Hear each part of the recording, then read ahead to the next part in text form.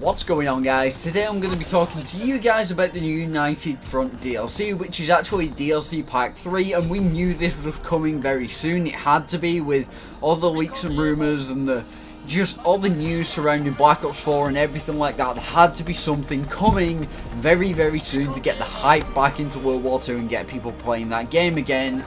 Because obviously Call of Duty, they want you playing the latest game and they're playing as much as you possibly can and getting more people back into the game, and dropping a DLC pack like this does get a lot of players back, including myself. I love the DLC for Call of Duty. A lot of the times it mixes it up, it makes it a lot more fun, and you get to enjoy it a little bit more. So, moving on, we're going to start off with the new Zombies experience, which I'm really not a fan of zombies at all, but you guys might be, so I wanted to cover that first.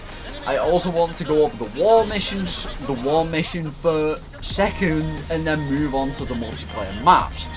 Now, the new zombie spirit experience is called The Tortured Path, and it features 4 new playable characters who must travel across 3 new locations in order to transport the final pieces of Emperor Barbossa's sword. I don't really know how to pronounce that, but I'll put it up on the screen. Hopefully you guys get the gist. This is something that I don't know about really, because I haven't been following the zombie storyline. I haven't even been playing the zombies, because that's just not my cup of tea. I just don't enjoy it in World War II, and yeah, I just don't really enjoy it as much as I enjoy multiplayer. So yeah, moving on to the next mode that I really don't play very much of. I play it from time to time to do contracts and challenges and stuff like that, and that is the new War mode. War is obviously that mode where you have specific objectives and you drop in a certain way, or you get put in the map a certain way, and you've got to complete the objectives and then or try and defend the objectives from the enemy forces or whatever to be able to complete that game. And the maps last about 20 minutes, something like that, depending on how fast your team moves through each objective, or how fast they don't get through it, and if you defend it then you just win the game automatically, sort of thing. So the new War mode mission is called Operation Supercharge. It has the Allied forces airdrop into Tunisia to take back a Nazi occupied village. Players will have to capture supplies, detonate a key transport bridge, and capture entrenched Axis forces. And obviously if you're on the Allied forces or whatever, or the Axis forces, you will have to defend all that. You will have to stop them blowing up that bridge and all the rest of it, and that's how that war mode works.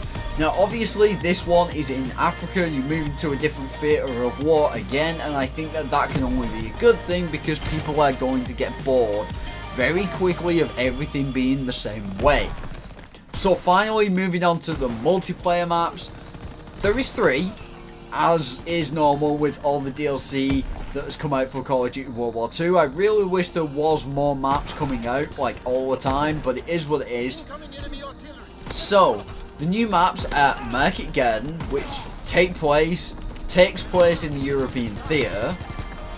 Then the war-torn village of Monte Cassino is also a new map, and one of these maps really reminds me of, I think it's Villa from Call of Duty Black Ops, and another one reminds me of a Modern Warfare 2 snow map, which I can't remember the name of. It isn't Derail and it isn't Subbase. It might even be a Modern Warfare 3 map. I think it is actually, but it's basically a snow map. I'll put it on the screen because I can't remember the name of it right off the top of my head.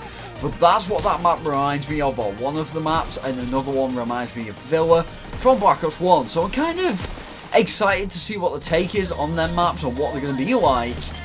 And the third and final map is Stalingrad, which is based on the largest confrontation in World War II history. So I really think that the largest confrontation in World War II history means it's either going to be a huge map, or it's going to be a condensed part of that map, and it should be pretty good for ground war, like Dunkirk and some of the other maps. One of the maps actually reminds me of COD 4's, not Bog. What's it called now? I'm trying to think of it again. I can't think of the name. I'll put it up on the screen.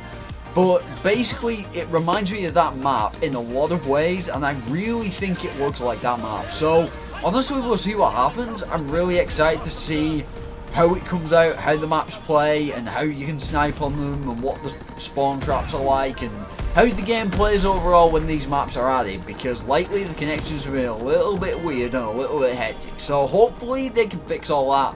Hopefully when this DLC pack comes out, I can play it day one, really enjoy it, get some gameplay for you guys to share on the channel.